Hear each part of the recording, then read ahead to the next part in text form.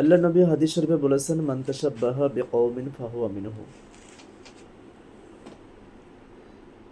আল্লাহ নবী বলেছেন, যারা যে মুযাহাবের ইখতিয়ার করবে তারা সে মুযাহাবের সঙ্গে হাসর নাহসর হবে।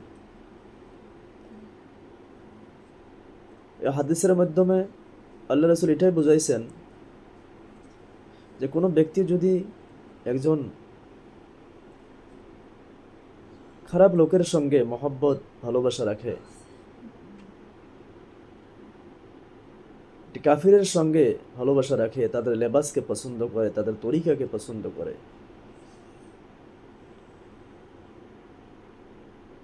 তো আল্লাহ রাসূল বলেছেন কঠিন হাসরের ময়দানে ওই কাফিরের সঙ্গে ওই বান্দাকে জাহান্নামে নিক্ষেপ করবে, বলেন নাউজুবিল্লাহ। কোনো ব্যক্তি যদি আল্লাহ নবীর আদর্শকে পছন্দ করে, সে অনুযায়ী আমল করতে পারে, আল্লাহ নবীর লেবাসকে পছন্দ করে, আল্লাহ নবীর তরিকাকে পছন্দ করে, ওই অনুযায়ী যদি আমল করতে পারে, একজন দিনদারি ইমানদার ভালো মানুষ বুজুর্গের সাথে যদি মহব্বত ভালোবাসা রাখতে পারে, হক্কানি আলিম উলামার সঙ্গে যদি মহব্বত ভালোবাসা রাখতে পারে, কঠিন হাসরের ময়দানে এই ভালোবাসার মধ্যে যদি আল্লাহ এবং আল্লাহ রাসূলকে রাজি খুশি করা নিয়ত থাকে, কঠিন হাসরের ময়দানে ওই ওলির সঙ্গে, ওই মৌলানার সঙ্গে, আল্লাহ নবীর সঙ্গে তাকে জান্নাতে প্রবেশ করবে, বলেন সুবহানাল্লাহ। এই জন্য খাস করে আমাদেরকে আমাদের সন্তানগুলির উপর লক্ষ্য রাখা দরকার, যে আমাদের সন্তানগুলি, তাদের যে ফ্রেন্ড রয়েছেন, তাদের যে বন্ধু বান্ধব রয়েছে, তারা তাদের বন্ধু বান্ধবের দিকে লক্ষ্য রাখা দরকার, যে সে আমার সন্তান কার সঙ্গে ঘোরাফেরা করতেছে। প্রিয় ভাইয়েরা, আপনি যদি আতরের দোকান করেন, আপনার শরীরটা আতর আতর সেন করবে। আর আপনি যদি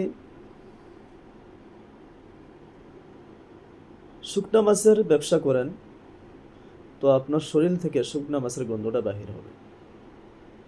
তো আপনার সন্তান যার সঙ্গে উঠা বসা করবে, সে সন্তান যদি ভালো হয়, তার বন্ধু যদি ভালো হয়, নিশ্চয় সন্তানটা ভালো হবে। আর আপনার সন্তান যদিও ভালো, আপনার সন্তানটা যার সঙ্গে চলাফেরা করতেছেন, ওঠা বসা করতেছেন, যার সঙ্গে খেলাধুলা করতেছেন, সে মানুষটা, সে ছেলেটা যদি খারাপ হয়, বদমাশ হয়, একদিন দেখবেন আপনার সন্তানটাও সে খারাপ হয়ে যাবে। এই জন্য আমাদের বাবাদের, প্রত্যেকটি বাবার সন্তানের উপর লক্ষ্য রাখা দরকার, যে আমার সন্তান কি করতেছে, কি না করতেছে। সন্তানের উপর মেহনত করা, যে আমার সন্তান যেন মরার পরে আমার সন্তান যেন জান্নাতে যেতে পারে। আজকে দুনিয়ার জমিনে সন্তানের জন্য কতই না মেহনত করতেছি, রাত দিন 24 ঘন্টা একাকার করে সন্তানকে সঠিক শিক্ষা দেওয়ার জন্য, সন্তানকে ডাক্তার, ইঞ্জিনিয়ার, প্রফেসর বানানোর জন্য আমরা কতই না মেহনত করতেছি। কিন্তু তার পাশাপাশি আপনাকে এটাও মেহনত করতে হবে যে আমার সন্তানের হায়াত হয়তো আর 1 বছর থাকতে পারে, হয়তো আগামীকাল আমার সন্তানের হায়াত থাকতে পারে, আমার সন্তান হয়তো আর 10টা বছর দুনিয়ার জমিনে থাকতে পারে, তারপরে হয়তো আর থাকবে না। ইঞ্জিনিয়ার হতেও পারে, নাও পারে, ডাক্তার হতেও পারে, নাও পারে।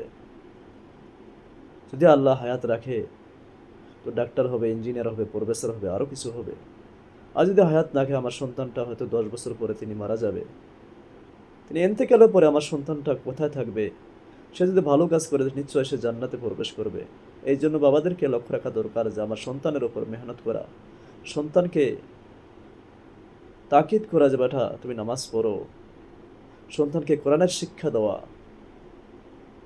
বড়দের সঙ্গে কিভাবে সম্মান করতে হয়, ছোটদের সঙ্গে কিভাবে কথা বলতে হয়, সেগুলো বাবাকে লক্ষ্য রাখা, তার উপরে মেহনত করা প্রত্যেকটি মুরব্বী বাবার দায়িত্ব, কর্তব্য।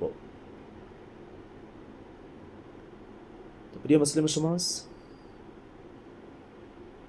আশা করি আমরা সবাই আমাদের যার যার সন্তানের ওপর, সবাই সন্তানকে মহব্বত করি, কলিজার চাইতে নিজের ছেলে মেয়েকে আমরা মহব্বত করি, ভালোবাসি।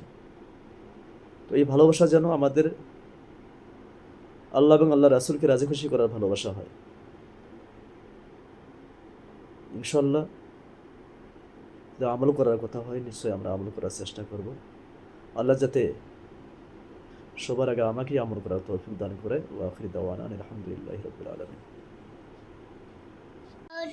না তুমি কে জানো না সঙ্গে একটু খাও তবে নাই সময় থাকি চিকেন গরু পুদিনো না